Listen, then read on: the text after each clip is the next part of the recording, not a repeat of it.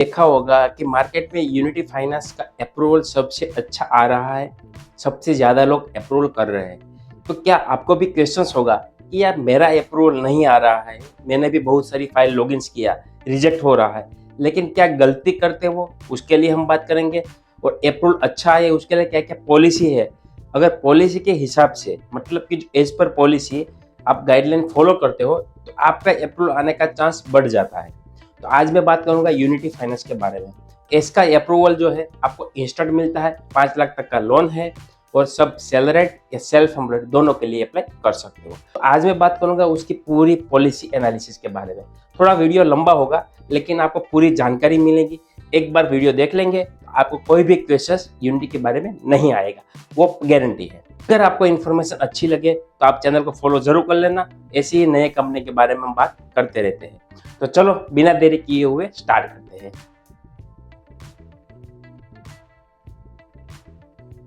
Unity finance, जो unity small finance bank है, उसका एक प्रोडक्ट है पर्सनल लोन, जो आपको इंस्टेंट डिजिटल लोन दे रहा है।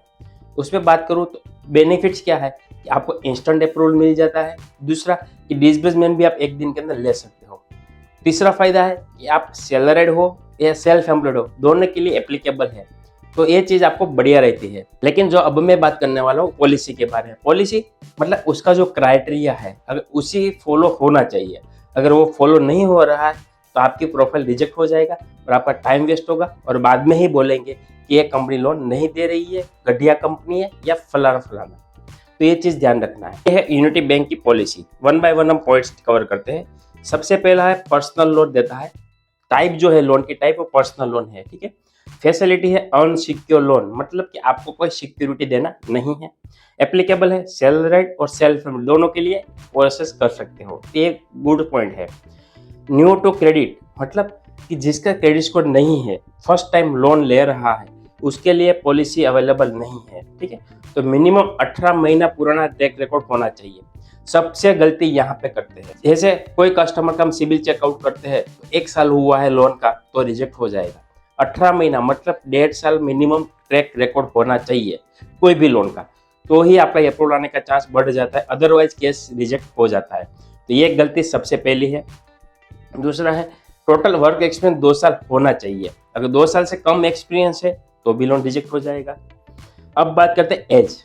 मिनिमम एज जो है वो 23 ईयर होना चाहिए और मैक्सिमम 55 ईयर होना चाहिए लोन मैच्योरिटी, मतलब लोन खत्म होने के टाइम आपकी 55 ईयर एज होनी चाहिए। बात करूं तो अगर 52 ईयर है तो आप 3 साल का लोन ले सकते हो तो 55 हो जाएगा। अगर आप 54 एज है तो आप 1 साल के लिए लोन ले पाएंगे, ठीक है। तो ये मैच्योरिटी एज है 55 ईयर। लोन अमाउंट की बात करूँ तो मिनिमम 50,000 है और मैक्सिमम 5 लाख है। 50,000 से नीचे कम नहीं होगा और 5 लाख से ज़्यादा नहीं होगा। टेन्योर की बात करो तो 6 मंथ मिनिमम है और मैक्सिमम है 36 मंथ, ठीक है। इनकम की बात करो तो सैलरीड वाले के लिए मिनिमम 20,000 इनकम होनी चाहिए और बिजनेस वाला है तो टर्नओवर 25 लाख से ज़्यादा होना चाहिए। यहाँ पे भी गलती होती है, अगर इनकम कम है तो भी आपका केस रिजेक्ट हो जाता है।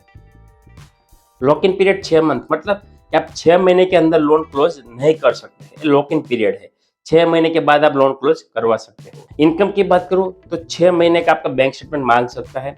अगर बैंक ट्रांजेक्शन कैसा है उसी बेस पे भी आपको डिसाइड करता है। कुछ केसेस में सैलरीड कस्टमर हो तो सैलरी आपको बैंक अकाउंट में आनी चाहिए, ठीक है। और सैलरी जो है वेरीफाई कैसे होगा, नेट बैंकिंग से होगा या अकाउंट एग्रीगेटर से होगा। तो आपका cash salary via cash UPI वैसा नहीं होना चाहिए, इरेगुलर भी नहीं होना चाहिए, मतलब हर महीने फिक्स डेट पे आना चाहिए। कोई महीने 5 तारीख को आता है, कोई महीने 20 तारीख को आता है, कोई महीने 25 तारीख को आता है। इतना डिफरेंट होगा तो भी केस रिजेक्ट हो सकता है। ये मैंडेटरी नहीं है, कुछ केसेस में काउंट होगा। सैंक्शन बेस्ड वीडियो केवाईसी, मतलब आपका जो अगर सैंक्शन आ जाता है, अगर लोन आपका अप्रूवल आ जाता है तो उसके बाद आपको वीडियो केवाईसी करना होगा, तो वो मैंडेटरी है, RBI guideline, right. Rejection review 3 months, मतलब अगर केस आपका रिजेक्ट हो जाता है तो आपका 3 महीने के बाद ही आप री अप्लाई कर पाएंगे, उससे पहले नहीं कर पाएंगे। सैंक्शन वैलिडिटी 50 डेज, मतलब अगर मान लीजिए कि आज आपका अप्रूवल आ जाता है और आप 15 दिन के अंदर आपको प्रोसेस करना होगा, वरना केस रिजेक्ट हो जाएगा। एंड यूज, आप कहाँ पे यूज कर सकते हो पैसे को, पर्सनल यूज के लिए यूज कर सकते हो दैट दूसरा कोई illegal activity, anti social activity या स्पेक्युलेटिव एक्टिविटी यूज नहीं कर पाएंगे। ईएमआई साइकिल की बात करूँ तो मंथली ईएमआई आएगा आपका, मोरेटोरियम अलाउड नहीं है, मल्टीपल डिसबर्समेंट भी अलाउड नहीं है। मल्टीपल डिसबर्समेंट मतलब कि बहुत सारे केसेस ऐसा होता है कि एक ही दिन में 3 से 4 जगह पे लोन ले लेते हो, तो यहाँ से पॉसिबल नहीं होगा। जब आपका डिसबर्समेंट होता है ना, तब भी सिविल चेकआउट करते हैं। अगर वहाँ पे कुछ पकड़ जाता है कि आपने लेटेस्ट डिसबर्समेंट लिया हुआ है, तो भी केस आपका वहाँ पे होल्ड हो सकता है। सिविल स्कोर की बात करूँ तो 680 से ज्यादा होना चाहिए। ट्रेड लाइन की बात करूँ तो मिनिमम 4 ट्रेड लाइन रिक्वायर्ड है, उसमें 1 लाख से ज्यादा होनी चाहिए। या अगर आप क्रेडिट कार्ड यूज करते हो तो उसकी लिमिट 50,000 से ज्यादा। ऑडियो की बात करूँ तो 5,000 से कम होना चाहिए। इंक्वायरी की बात करूँ तो 7 दिन के अंदर 10 से ज्यादा इंक्वायरी नहीं होनी चाहिए और 30 दिन से अंदर 15 से ज्यादा इंक्वायरी नहीं होना चाहिए।